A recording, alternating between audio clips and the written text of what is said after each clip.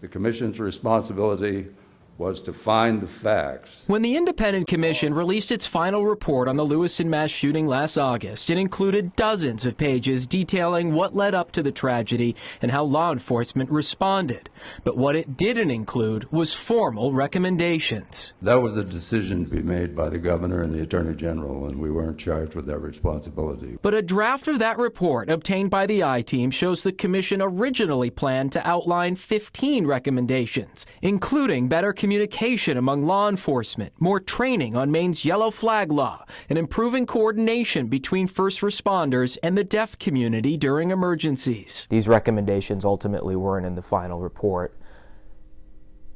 Should they have been?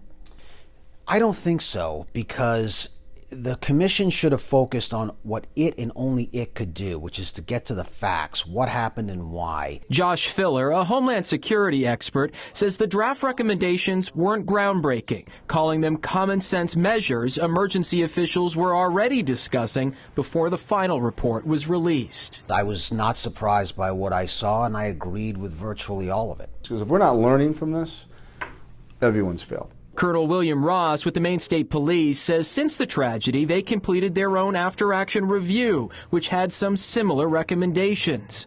The result has been new equipment, new training, and a push to share lessons learned nationwide. It's about identifying where we need to get better, putting the right people in place to make that better, and then expanding that out to wherever we need to go. And Ross says that work is ongoing, saying this isn't about checking a box on a specific recommendation, but rather an ongoing effort to be better prepared for any future tragedy. This doesn't end. There isn't a due date here.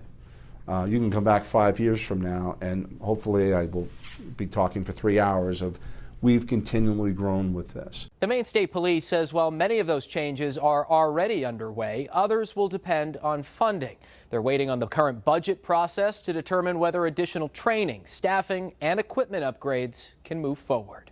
For the I-Team, I'm Dan Lamparello.